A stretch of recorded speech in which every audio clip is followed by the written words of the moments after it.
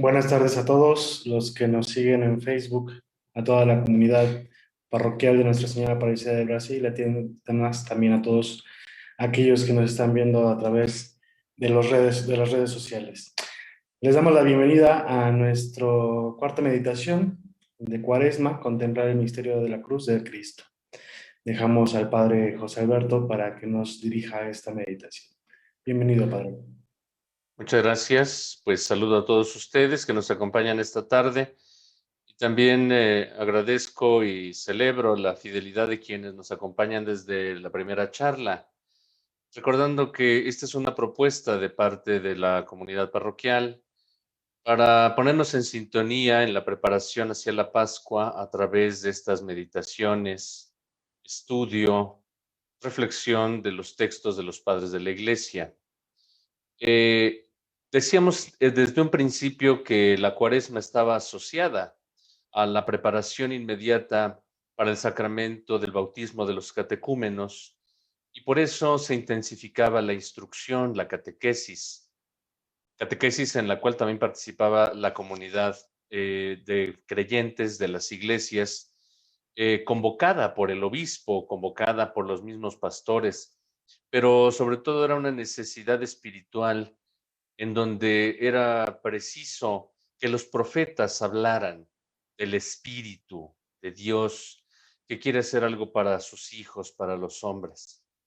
Por eso es que estos profetas ahora están constituidos por la tradición de la sabiduría de estos padres de la Iglesia, que son los testigos privilegiados de la fe, quienes desarrollaron el dogma, quienes propusieron esquemas espirituales para la vivencia cristiana de todos los días.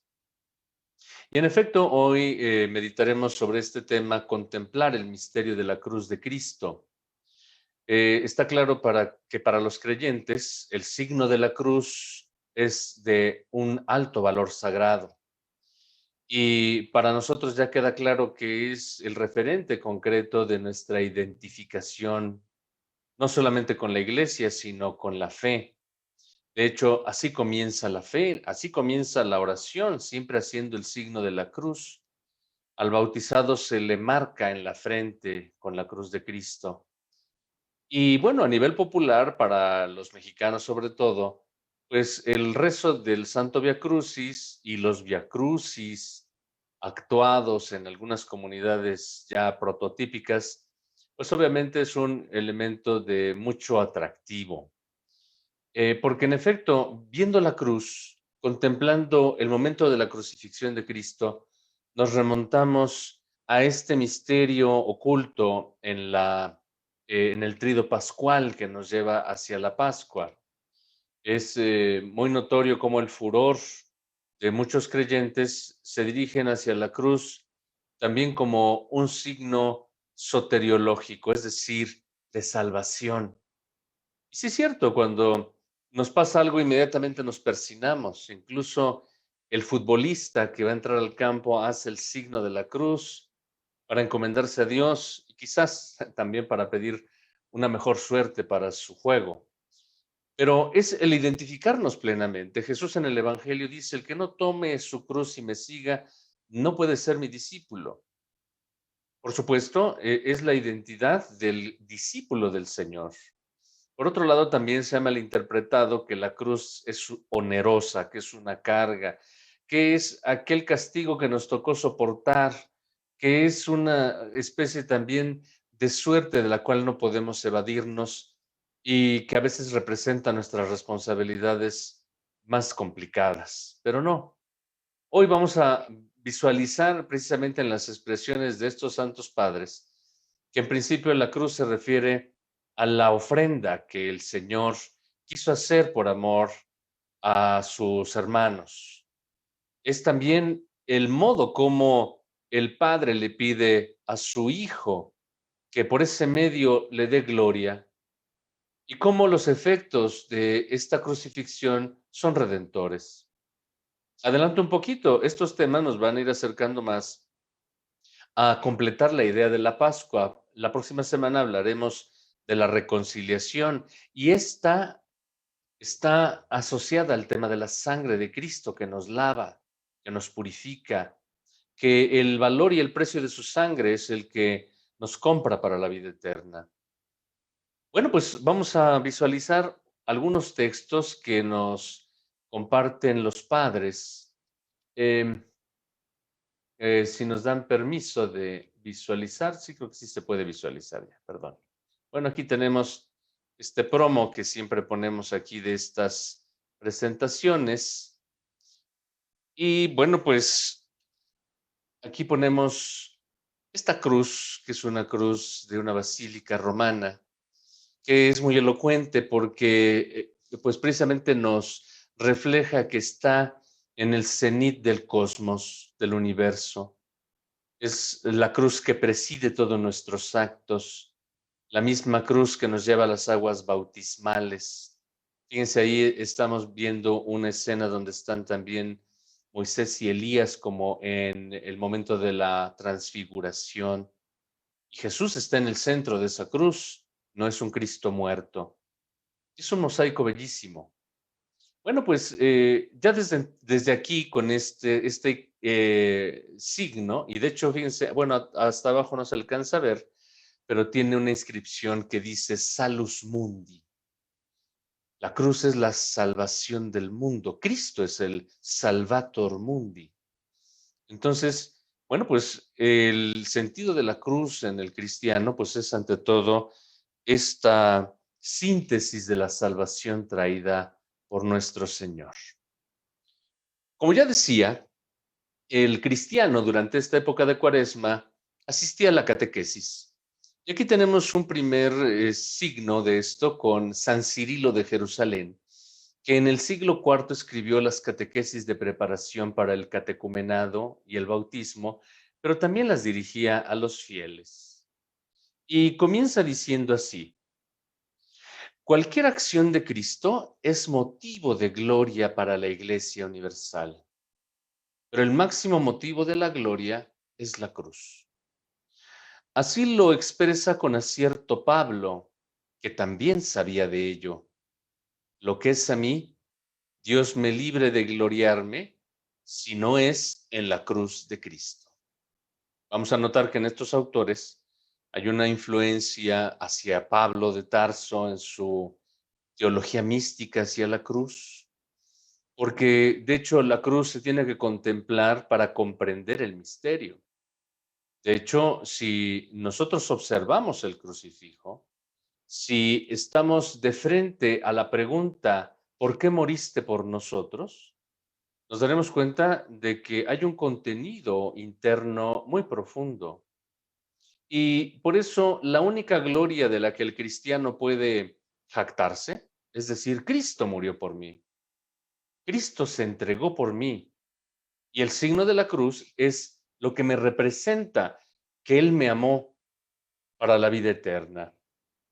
Continúa diciendo San Cirilo: en cambio, el triunfo de la cruz iluminó a todos los que padecían la ceguera del pecado, nos liberó a todos de las ataduras del pecado, redimió a los hombres.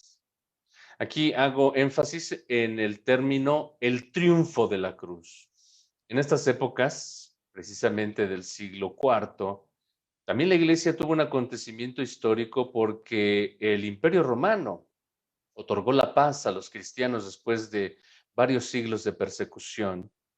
Y entre las leyendas que se cuentan de Constantino, también él miró la cruz, una cruz que le indicaba el camino para el triunfo en su batalla. No sabemos exactamente si esa sería la cruz de Cristo. La mayoría de los historiadores la refiere como tal, pero seguramente esta idea del triunfo de la cruz ya era una idea que incluso los obispos cercanos a Constantino le hacían ver, porque él pues no había sido del todo un hombre convertido al cristianismo, pero empezó a ver que en la fe cristiana tenía un aliado de paz, de mejorar las situaciones sociales de su imperio. Y vio que en efecto los obispos podrían ser hombres justos que ofrecerían una conversión espiritual al ambiente pagano que se estaba viviendo. Fue un tránsito muy lento, pero cuando se habla entonces del triunfo de la cruz, podríamos pensar que es exactamente este cambio que la fe fue realizando en la sociedad de aquel entonces. Pero ya en lo más profundo, entendemos que la cruz nos abre los ojos ante cualquier ignominia humana. Es cierto, por ejemplo, que muchas personas que padecen, sufren, cuando ven una crisis más alta, más fuerte de otras personas, ¿qué alcanzan a decir? No, de veras, yo no sufro. En comparación de otra persona que sí ha sufrido más, a mí no me pasa nada. Cuando contemplamos a Cristo escarnecido y que fue torturado y que se mantuvo fiel, decimos, eso me abre los ojos, porque ante todo me doy cuenta que me libró de mi pecado, me redimió, me soltó de aquello que me sujetaba. Continúa San Cirilo.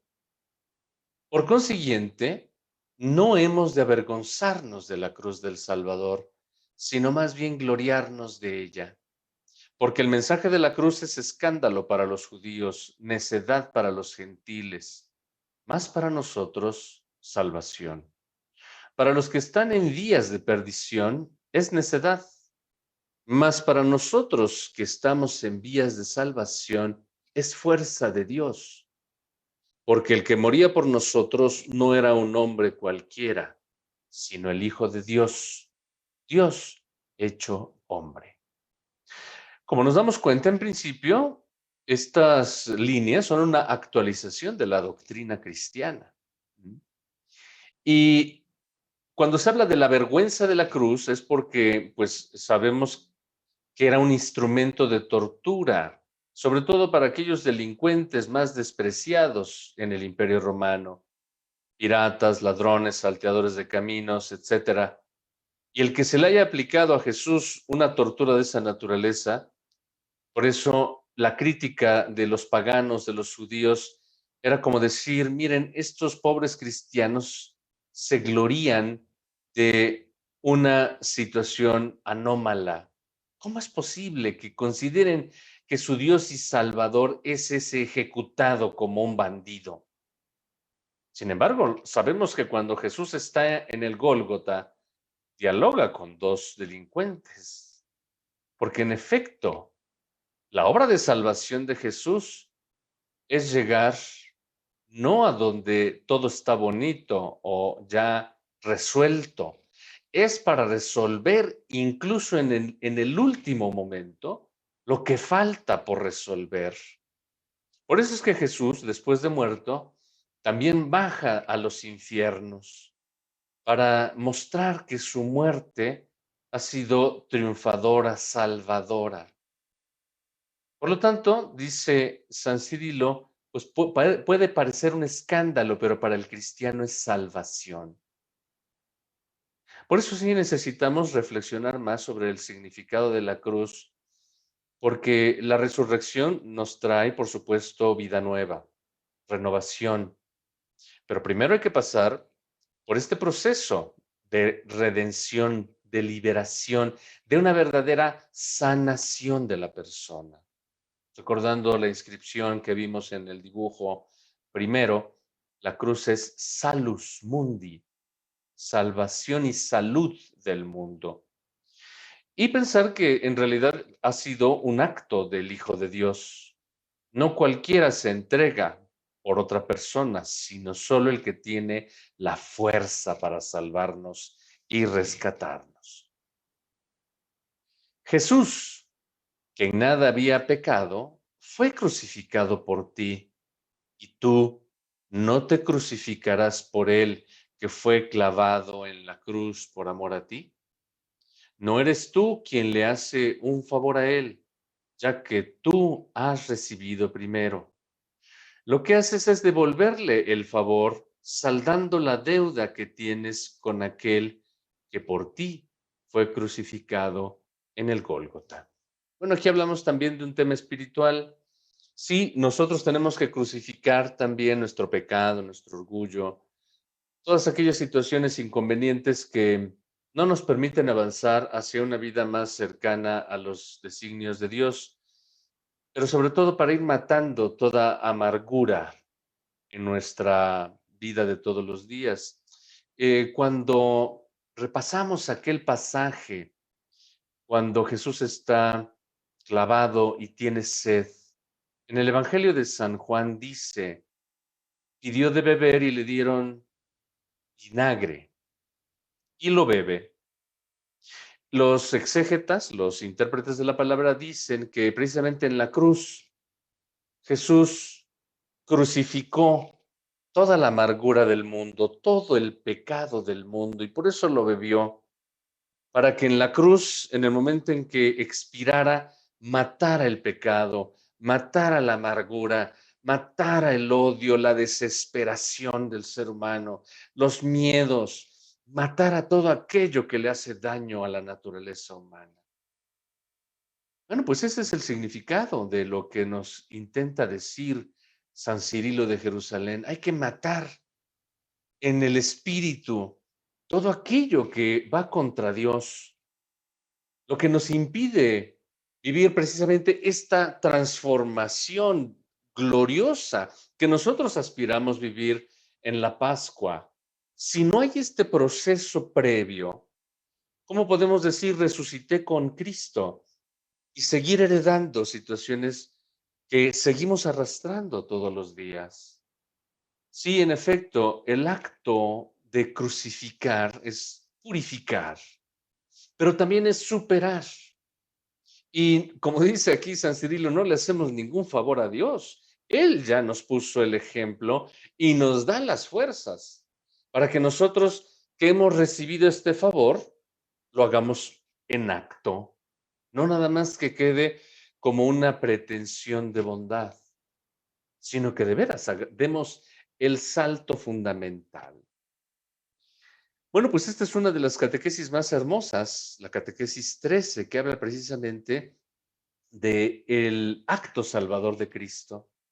Sí, debemos preocuparnos más de nuestra salvación eterna y aquí pedir la gracia y la fuerza para ir encontrándonos con esa identificación de la cruz de Cristo, que es un puente salvador, como lo vamos a ver a continuación con otros autores. Ahora les presento este fragmento de otro gran santo, San Ignacio de Antioquía. Él fue un mártir, fue llevado a las fieras en Roma y él decía, no me impidan morir, porque apenas empiezo a ser discípulo, porque muriendo como murió nuestro Señor, lo imito finalmente como debe ser. Entonces, San Ignacio nos está invitando a la mística de la imitatio Christi, imitar a Jesús en todo, incluso en la cruz. Y dice así este fragmento. Mi espíritu es el sacrificio expiatorio de la cruz, la cual para los incrédulos es motivo de escándalo, mas para nosotros es salvación y vida eterna. ¿Dónde está el sabio? ¿Dónde está el sofista? ¿Dónde la jactancia de los llamados cuerdos?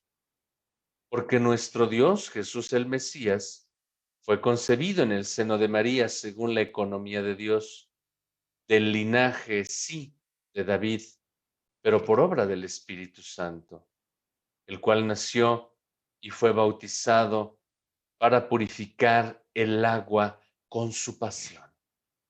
Fíjense, entonces la expiación de la cruz comienza desde el bautismo. Si Cristo no hubiera muerto por nuestros pecados, el agua bautismal pues, sería un agua, pero no regenerativa.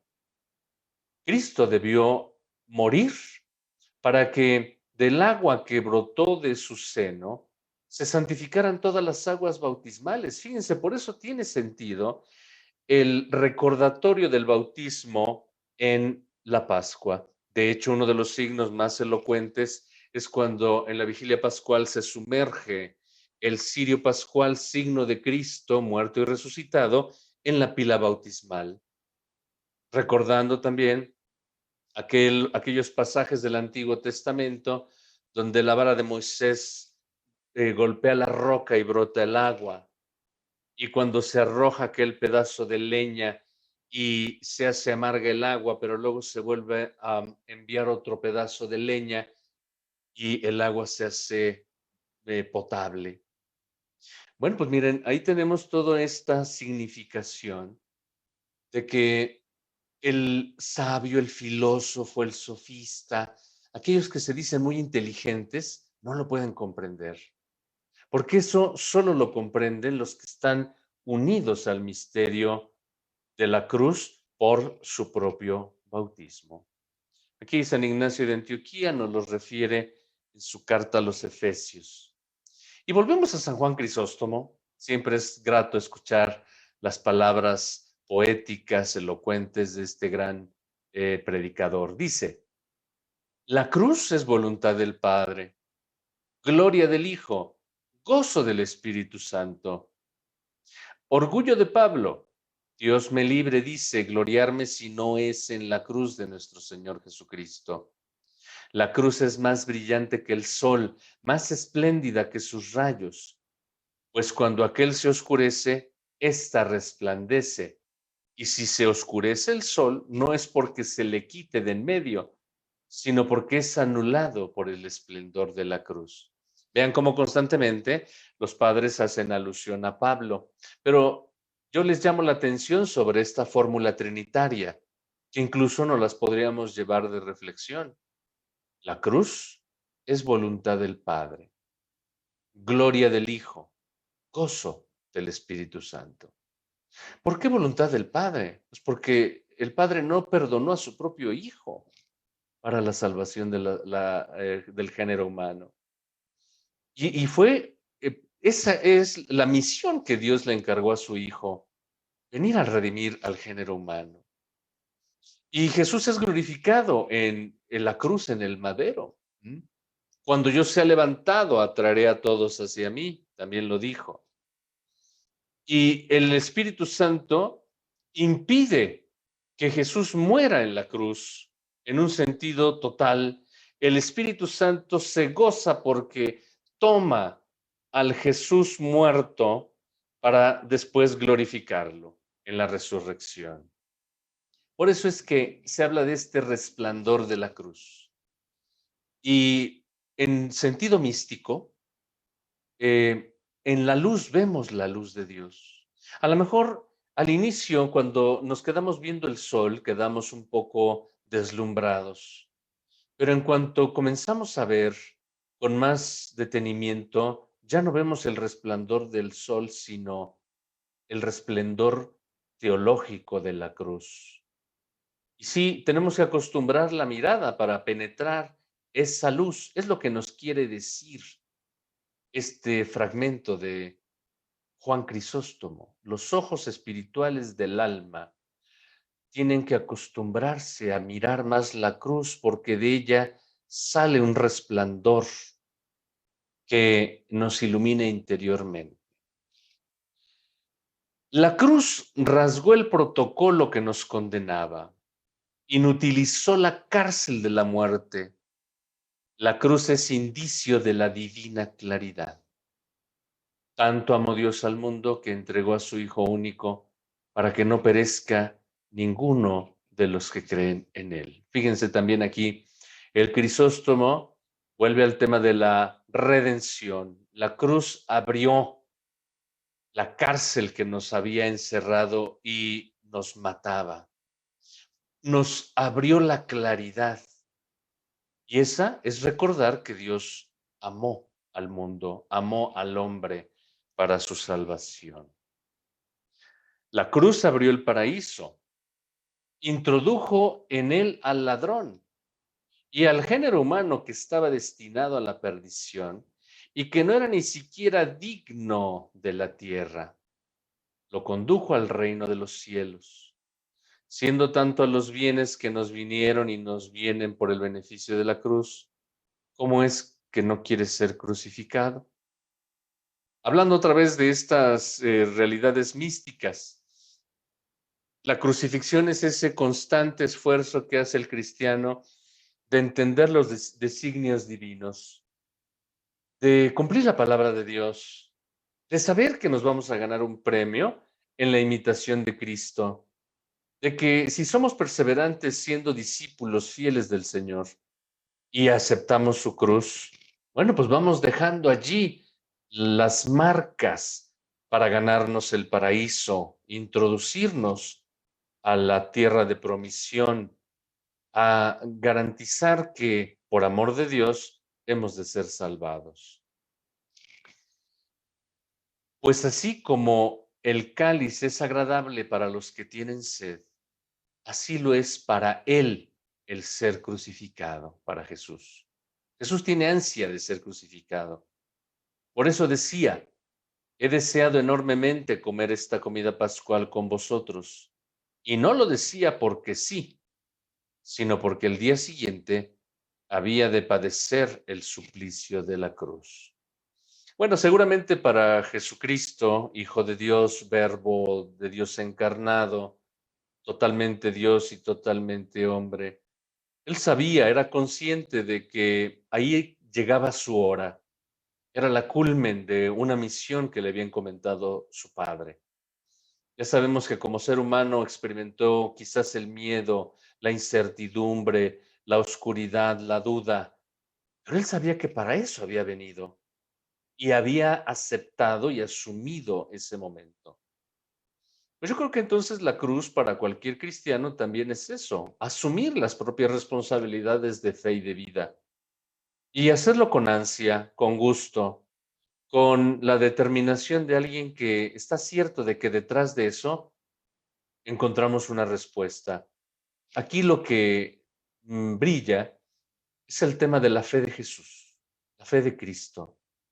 Él le tuvo confianza al Padre y sabía que detrás de la cruz estaba la promesa del Padre que lo iba a recibir, que no lo dejaría perderse en la muerte.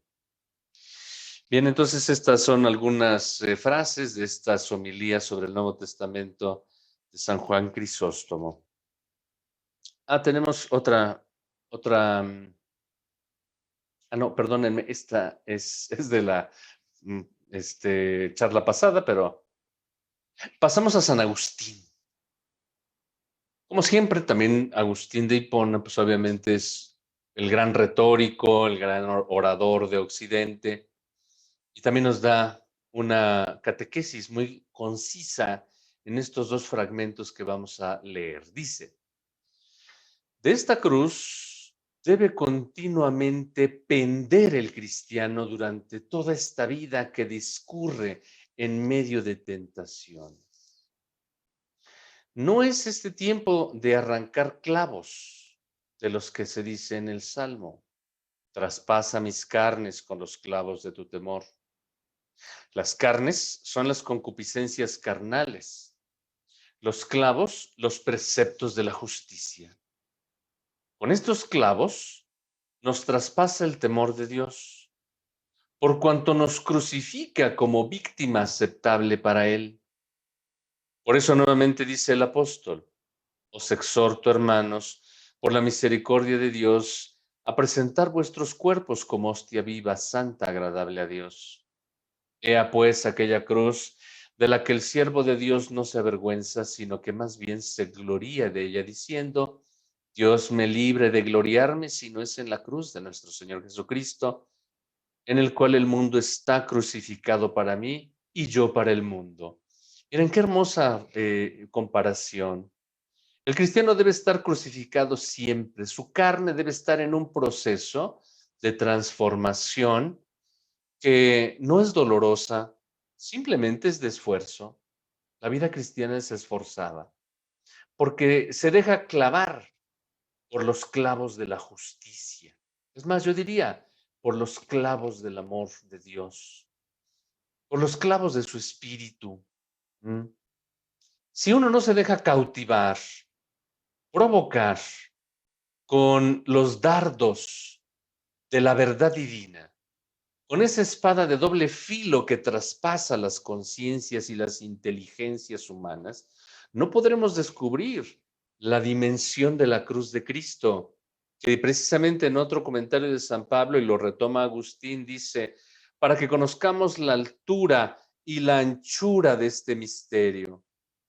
Se está refiriendo a lo alto de la cruz y al travesaño de la cruz donde fue crucificado el Señor. Esa es la altura y la anchura de los misterios divinos. Por eso nuestro cuerpo debe estar asociado al misterio de la cruz, hablando de nuestro cuerpo como toda nuestra humanidad entera, integral, clavados, no solamente en el temor de Dios, sino en todo lo que el Señor ha querido hacer de nosotros, quitándonos concupiscencias carnales, que nos dejemos traspasar por todo aquello que es bueno para el entendimiento y ofreciéndonos como hostias vivas, como lo refiere de Pablo. Fíjense cómo por tercera o cuarta vez, a propósito de estas frases que he elegido el día de hoy, como todos los padres repiten esta frase de Pablo: Dios me libre de gloriarme si no es de la cruz de nuestro Señor Jesucristo. Y agrega aquí Agustín, en el cual el mundo está crucificado para mí y yo para el mundo. Por eso es un reclamo que durante este tiempo de Cuaresma nos concentremos, sí, en el ejercicio piadoso de contemplar la vía crucis de nuestro Señor Jesucristo, el camino de la cruz de Dios hecho hombre, pero que también nosotros nos asociemos a esa cruz. Termina San Agustín diciendo, esta cruz no es cruz de solo 40 días, sino de toda la vida. Por eso Moisés, Elías y el mismo Señor ayunaron 40 días para insinuarnos en Moisés, en Elías y en el mismo Señor. Esto es, en la ley, en los profetas y en el mismo Evangelio, que se nos iba a tratar de igual modo para que nos ajustemos, no nos ajustemos si nos apeguemos a este mundo, ni nos apeguemos, perdón, a este mundo, sino que crucifiquemos al hombre viejo. Fíjense cómo otra vez surgen estos signos referentes de la Sagrada Escritura, Moisés y Elías que conversan con el Señor. Y otra vez sale el tema del ayuno, pero ayunar quiere decir concentrarse más en el mensaje bíblico, en el mensaje de la revelación.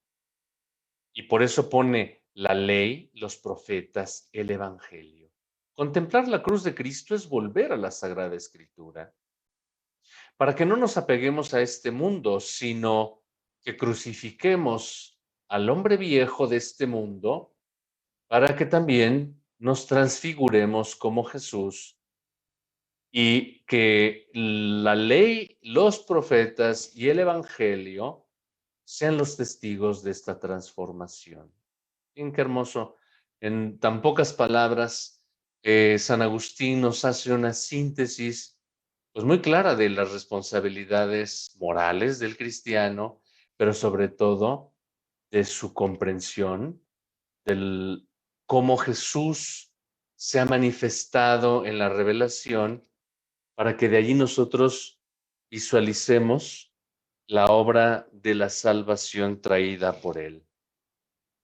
Dejamos ahí a San Agustín y vamos a pasar a otro autor, que es un autor poco conocido, porque es un santo monje que se llamó Efrén de Nisibis, San Efrén. Él es un gran místico sirio, ya del siglo cuarto, quinto, que también es un hombre inspiradísimo. Para las tradiciones orientales, pues fue uno de los grandes monjes, poetas espirituales, un gran modelo de santidad.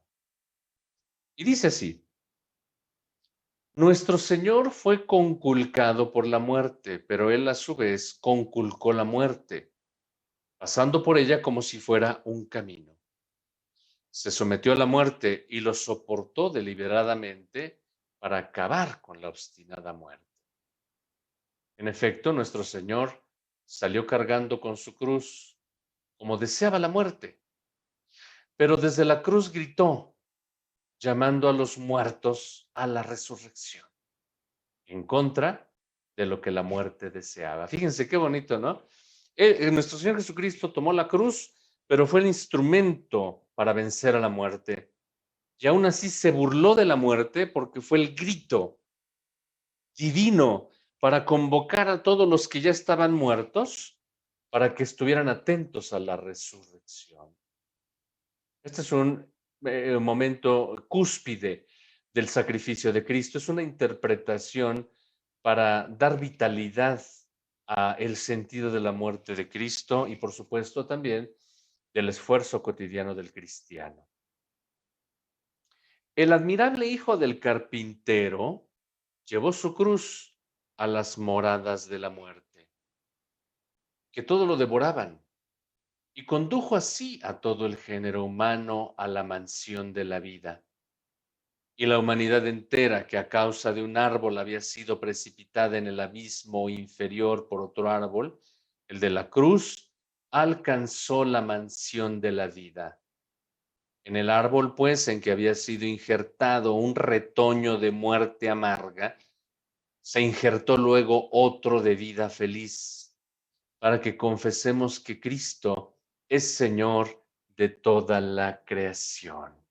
Fíjense, aquí casi es una cuestión poética de cómo ejemplificar a esta cruz que da la vida. Otra vez volvemos a ver esta metáfora, esta figura del árbol de la cruz. Lo que en un árbol trajo la muerte, en otro árbol se consiguió la vida. Y aquí está también esta figura de por qué tenía que ser el hijo del carpintero. Claro, pues porque seguramente nuestro Señor ya desde el inicio de su vida se identificó con este leño. Él ya había visto en su vida mortal que él iba a estar asociado precisamente a esto que los carpinteros incluso podían realizar haciendo las cruces.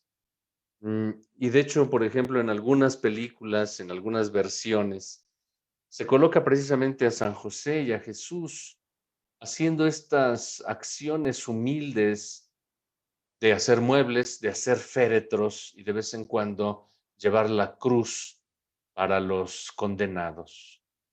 Pero es una prefiguración de lo que le iba a pasar a Jesús para que él se injertara en esos árboles amargos de la tortura y de la muerte, como el retoño que da la vida. Fíjense, aquí hay mucha profundidad en estos textos que pues serían muy útiles para incluso una meditación más prolongada. Y continúa San Efrén diciendo, y fíjense, aquí vienen unas oraciones de alabanza a la cruz que incluso nos sirven como conclusión de nuestra charla. A ti la gloria, a ti que con tu cruz elevaste como un puente sobre la misma muerte, para que las almas pudieran pasar por él desde la región de la muerte a la región de la vida. Por eso se habla a veces de la máquina de la cruz, que es este puente, que es esta catapulta que nos proyecta hacia la región de la vida eterna del cielo. De hecho, así a veces se le llama a la cruz, la máquina de la salvación. A ti la gloria. A ti que asumiste un cuerpo mortal e hiciste de él fuente de vida para todos los mortales. Igual, entonces la cruz es fuente y va a estar asociada a estos detalles litúrgicos de los cuales ya mencionamos, que junto con las aguas bautismales es la que glorificará el cuerpo mortal que Jesús asumió en su encarnación y de este cuerpo mortal que también nosotros esperamos resucitar con Cristo en la vida eterna. Tú vives para siempre. Los que te dieron muerte se comportaron como los agricultores. Enterraron la vida en el sepulcro como el grano de trigo se entierra en el surco, para que luego brotara y resucitara llevando consigo a otros muchos. Venid, hagamos de nuestro amor una ofrenda grande y universal. Elevemos cánticos y oraciones en honor de aquel que en la cruz se ofreció a Dios como holocausto para enriquecernos a todos. Bueno, pues estamos preparándonos para la Semana Santa.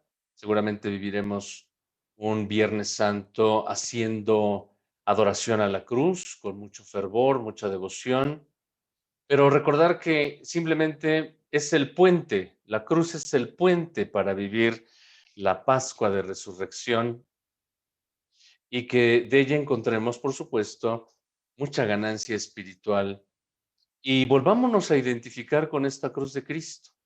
Aquí hemos escuchado muchos elementos simbólicos para nuestra espiritualidad. Que esto lo profundicemos en la medida que tengamos la posibilidad de rezar delante de la cruz, de leer el Evangelio, de encontrar el sentido de la cruz en nuestra fe y gracias a la enseñanza de estos santos padres que hoy nos quieren iluminar. Bien, pues les agradezco el favor de su atención, que nos queden los ecos de esta meditación patrística y esperemos vernos el próximo viernes para continuar con esta meditación cuaresmal. Dios los bendiga, que pasen buena tarde.